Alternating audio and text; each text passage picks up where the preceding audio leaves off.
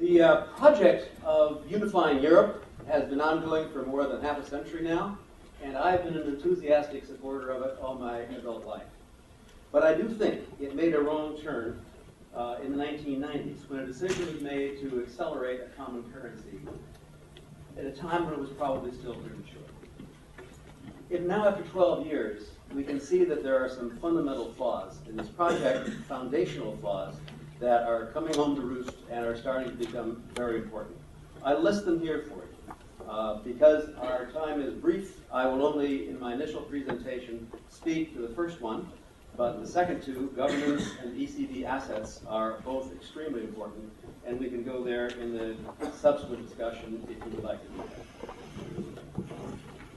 So, what is the problem with the first? The problem is that there are too many countries in the euro. There are 17 countries, and they are too unlike each other to be sharing the common currency. In particular, for example, Germany and Greece are so incredibly different that they have no business being in the same currency together, and when they try, stresses develop. Now, the theory of optimal currency areas has been well worked out. Back in the 60s and 70s, people thought a lot about this, and some very good economists built a theory that said, here's what you need to have for an optimal currency area. You need to have similar inflation rates. You need to have fiscal and political integration, which is the step that is clearly missing here. You need to have price and wage flexibility. Why? Because if the currency union gives rise to stresses, as it does now, people need to be able to move, and wages need to fall. If you can't devalue Greece's currency, you have to let the wages and prices fall in Greece, and you have to let people move out of Greece and go to where the jobs are, like maybe Germany. And all of that is very stressful. It doesn't seem to be that we have the main conditions for optimal currency areas present. And above all, we don't have similar inflation rates. Although you might think that a common euro would make inflation rates be the same, it actually turns out not to be that way. So there are big differences between the countries. Germany has improved its productivity a lot in the past 10 years. They have exercised major wage restraint. They have liberalized many regulations. They have opened greatly to global competition, whereas Greece and Portugal and other southern countries have lagged in productivity growth. They've restricted competition through a web of regulations that are very discouraging. There are local monopolies all over the southern tier, and there are restrictive labor practices that get in the way of competition. This is a little chart I put together right off of Eurostat, simply taking the ratio of the German price index to the Greek price index before and after the founding of the euro. The little wiggles there come from the fact that this is not seasonally adjusted. But you will see a fascinating trend. You'll see the Greek prices from 96 to 2010 rise about 40% relative to German prices. And it doesn't change when they start sharing the same currency, about in the middle of that chart. In other words, inflation proceeds more rapidly, and prices keep getting higher in Greece relative to Germany.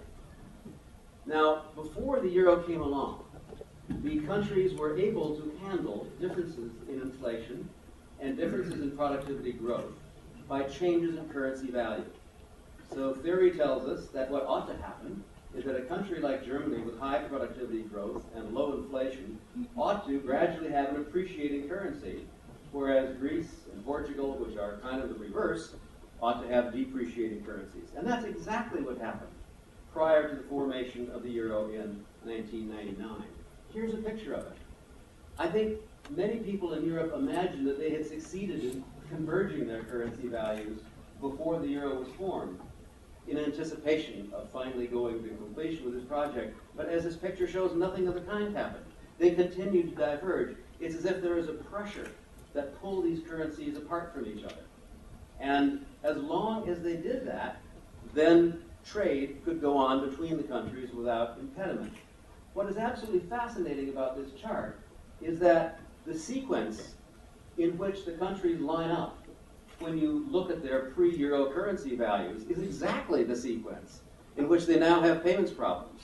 We have Germany at the top, and at the bottom we have first Greece, then Portugal, then Italy, then Spain, and so forth. And it's not an accident that this picture predicts the payment problems, because this is the source of the payment problems. The fact is, the history of currency unions is not encouraging. It's an idea that has been tried often in modern times. But currency unions don't ever seem to last more than about 10 to 15 years. And they are almost always undermined by payments problems. So what happens is, if they ought to be pulled together, and if they ought to be devaluing or revaluing with respect to each other, and you don't let them do that, then a payments imbalance begins almost immediately. And here is my picture of that. So on this chart, I'm looking at the aggregate current accounts. And the aggregate current accounts of Germany and Netherlands are above the line, and everybody else in the Union is below the line. And look at that picture.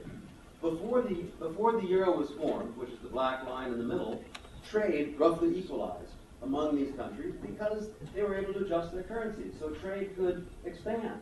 It wasn't inhibited by currency value.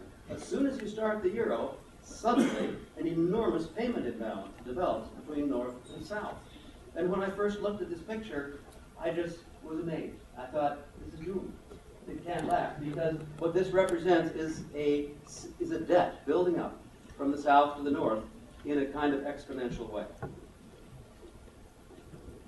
Exchange rates make a big difference.